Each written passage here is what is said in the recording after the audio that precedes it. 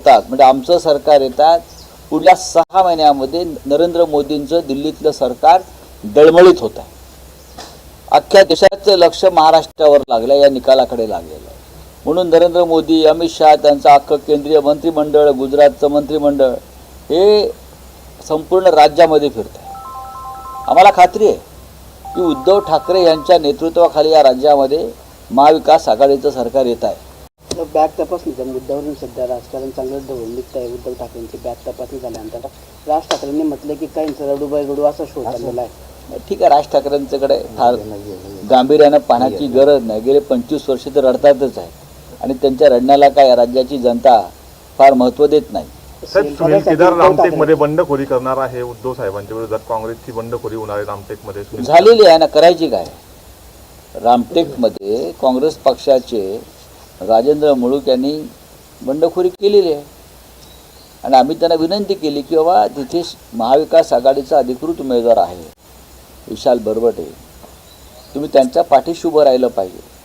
पण महाराष्ट्रामध्ये काही ठिकाणी आमच्या सहकाऱ्यांनी त्यांचे उमेदवार उभे केले आणि ते मागे घेतलेले नाहीत।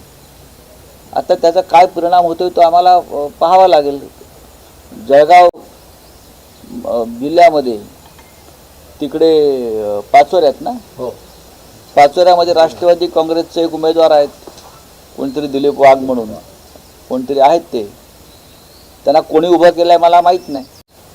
अशा लोकांची हकलपट्टी व्हायला पाहिजे। आम्ही आमच्या पक्षातल्या अनेकांची हकलपट्टी केलेली आहे, काही ठिकाणी काँग्रेस पक्षानं सुद्धा हकलपट्टी केलेली आहे। पण श्रीगोंदा असेल, त्यानंतर पाचोरा असेल, अन्य काही ठिकाणी राष्ट्रवादी काँग्रेसचे जे उमेदवार उभे आहेत त्यांच्यावरती त्यांच्या पक्षानं कारवाई केलेली नाही आणि ती का केली नाही हे आम्हाला एक गूढ आमच्या समोर आहे। आम्ही माननीय शरद पवार साहेब असतील, जयंतराव पाटील असतील, सुप्रियाताई सुळे असतील, यांच्याशी आम्ही ही चर्चा केलेली आहे आणि बघू आता अजून एक पुढले काही 4-5 दिवसामध्ये काय कारवाई होते। आम्ही आमच्या सर्व बंडखोरांवरती कारवाई केली। आम्ही महाविकास आघाडीचा धर्म पाळतो।